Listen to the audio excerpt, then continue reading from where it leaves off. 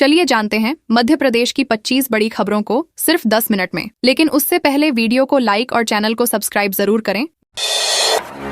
विजयवर्गीय बोले Israel. Iran युद्ध में बिल्ली की भूमिका में अमेरिका। मध्य प्रदेश के मंत्री कैलाश विजयवर्गीय ने जबलपुर दौरे के दौरान अंतर्राष्ट्रीय मुद्दों पर बयान देते हुए अमेरिका की भूमिका पर तंज कसा। उन्होंने कहा कि इजराइल और ईरान के बीच चल रहे तनाव में अमेरिका बिल्ली की तरह व्यवहार कर रहा है। विजयवर्गीय ने इसे बिल्ली बंदर की कहानी से जोड़ते हुए कहा कि जैसे बिल्ली दोनों पक्षों की लड़ाई में फायदा उठाती है, वैसे ही अमेरिका इस संघर्ष से अपना हित साध रहा है। उन्होंने पश्चिम बंगाल चुनाव समेत कई राजनीतिक विषयों पर भी खुलकर अपनी राय रखी और बाद में इंदौर रवाना हो गए। टीईटी परीक्षा आदेश के विरोध में शिक्षकों का प्रदर्शन। रीवा जिले में गुरुवार को 200 से अधिक शिक्षकों ने टीईटी परीक्षा से जुड़े आदेश के खिलाफ जोरदार प्रदर्शन किया। अध्यापक संवर्ग के बैनर तले कलेक्ट्रेट पहुंचकर शिक्षकों ने मुख्यमंत्री के नाम ज्ञापन सौंपा। उन्होंने आदेश को तत्काल निरस्त करने, भारत का सर्वोच्च न्यायालय में पुनर्विचार याचिका दायर करने और पेंशन व अन्य लाभ बहाल करने की मांग उठाई। शिक्षकों का कहना है कि यह आदेश उनके हितों के खिलाफ है और इससे बड़ी संख्या में शिक्षक प्रभावित हो रहे हैं। प्रशासन ने ज्ञापन लेकर कार्रवाई का आश्वासन दिया है, लेकिन मांगें पूरी न होने पर उग्र आंदोलन की चेतावनी दी गई है। छिंदवाड़ा में खनिज विभाग ने दी अलग अलग जगह दबिश। छिंदवाड़ा जिले में अवैध रेत उत्खनन और परिवहन के खिलाफ खनिज विभाग ने सख्त कार्रवाई करते हुए 7 ट्रैक्टर ट्रॉली जब्त की हैं। यह कार्रवाई कलेक्टर हरेंद्र नारायण के निर्देश पर की गई। कोतवाली क्षेत्र की कुलबहरा नदी से 6 और चांद थाना क्षेत्र की बड़ीबा नदी से 1 ट्रैक्टर पकड़ा गया। सभी वाहनों को पुलिस अभिरक्षा में रखा गया है। लगातार मिल रही शिकायतों के बाद विभाग ने यह अभियान चलाया। अधिकारियों ने स्पष्ट किया कि अवैध खनन के खिलाफ आगे भी इसी तरह सख्ती जारी रहेगी और दोषियों पर खनिज अधिनियम के तहत कार्रवाई की जाएगी। बदमाशों ने सरेआम मारपीट करने वालों का निकला जुलूस। उज्जैन में सरेआम मारपीट और चाकूबाजी करने वाले 2 बदमाशों को पुलिस ने गिरफ्तार कर उनका जुलूस निकाला। महाकाल थाना क्षेत्र में आरोपियों ने एक व्यक्ति के घर पहुंचकर उसे धमकाते हुए चाकू से हमला किया था। घटना का वीडियो वायरल होने के बाद पुलिस तुरंत हरकत में आई और दोनों आरोपियों को पकड़ लिया। पुलिस उन्हें मौके पर ले गई, जहां उन्होंने वारदात को अंजाम दिया था। इस कार्रवाई का उद्देश्य क्षेत्र में दहशत फैलाने वालों को सख्त संदेश देना बताया गया है। पुलिस ने दोनों के खिलाफ गंभीर धाराओं में केस दर्ज कर आगे की जांच शुरू कर दी है। चिताओं पर लेटे बुंदेलखंड के आदिवासी। छतरपुर में केन बेतवा लिंक परियोजना के विरोध में आदिवासी किसानों का आंदोलन तेज हो गया है। बड़ी संख्या में महिलाएं चिता आंदोलन के तहत प्रतीकात्मक चिताओं पर लेटकर विरोध कर रही हैं। आंदोलन का नेतृत्व सामाजिक कार्यकर्ता अमित भटनागर कर रहे हैं। प्रदर्शनकारियों का आरोप है कि उन्हें दिल्ली जाने से रोका गया और राशन पानी तक बंद कर दिया गया। प्रशासन द्वारा धारा 163 लागू करने पर भी उन्होंने विरोध जताया है। उनका कहना है कि जब तक न्याय नहीं मिलेगा, आंदोलन जारी रहेगा। इस अनोखे प्रदर्शन ने पूरे क्षेत्र में चर्चा और चिंता दोनों बढ़ा दी है।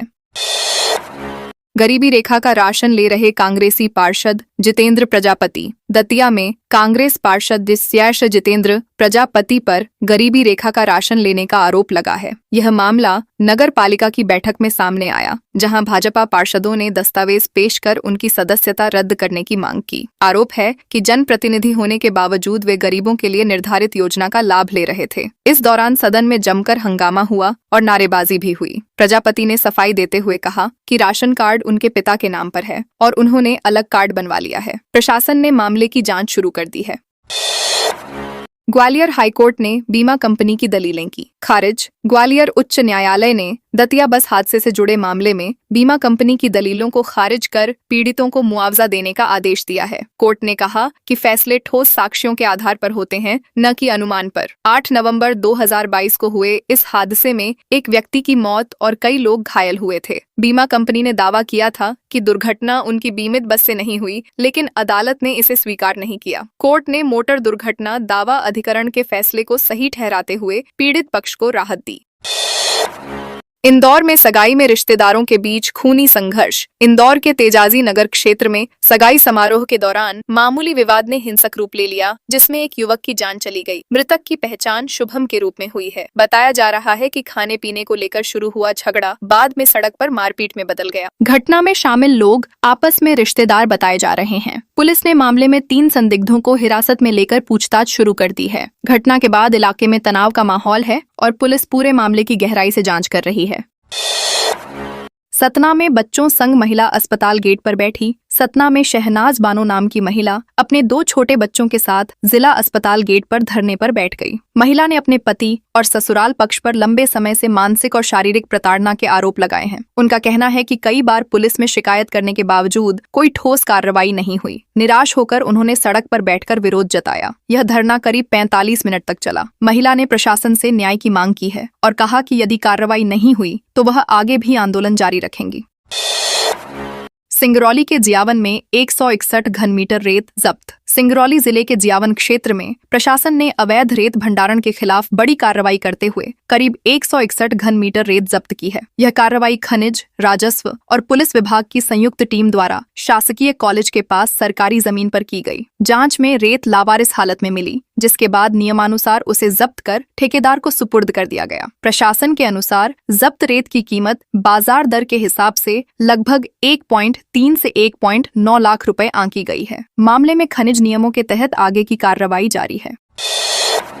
छतरपुर में चलती डस्टर कार में लगी आग। छतरपुर जिले के ब्रजपुरा 4 लेन मार्ग पर गुरुवार को चलती डस्टर कार में अचानक आग लगने से अफरा तफरी मच गई। कार में आग लगते ही चालक ने सूझबूझ दिखाते हुए वाहन को तुरंत सड़क किनारे रोक दिया और बाहर निकल गया, जिससे बड़ा हादसा टल गया। कुछ ही मिनटों में आग ने पूरी कार को अपनी चपेट में ले लिया और वाहन धू धू कर जल गया। मौके पर मौजूद राहगीरों ने मदद की कोशिश की, लेकिन आग तेजी से फैलने के कारण कार पूरी तरह जलकर खाक हो गई। घटना में किसी के हताहत होने की सूचना नहीं है।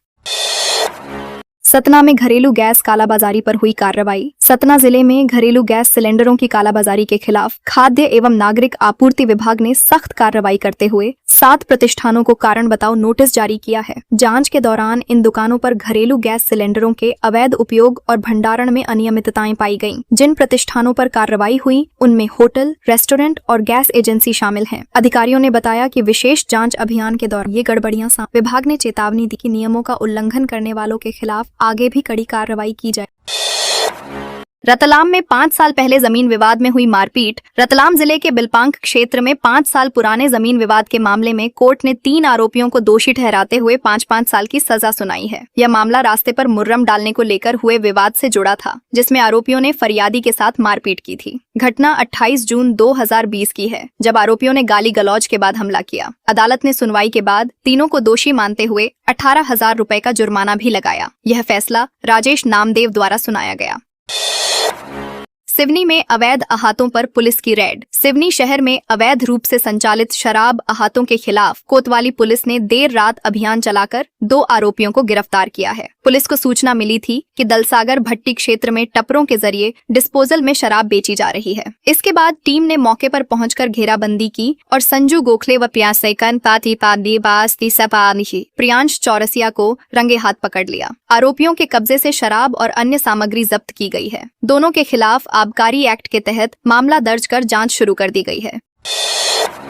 मध्य प्रदेश में यूसीसी लागू करने की तैयारी। मध्य प्रदेश में यूनिफॉर्म सिविल कोड लागू करने की तैयारी तेज हो गई है। सरकार का कहना है कि इस कानून के लागू होने से विवाह, तलाक और संपत्ति से जुड़े नियम सभी धर्मों के लिए समान हो जाएंगे। इस प्रस्ताव को लेकर समाज में अलग अलग प्रतिक्रियाएं सामने आ रही हैं। कुछ लोग इसे समानता की दिशा में बड़ा कदम मान रहे हैं, जबकि कुछ ने इसमें खामियों की ओर इशारा किया है। कई लोगों ने इसे राजनीतिक फैसला भी बताया है। अब सबकी नजर सरकार की अगली रणनीति और जनता की प्रतिक्रिया पर टिकी है।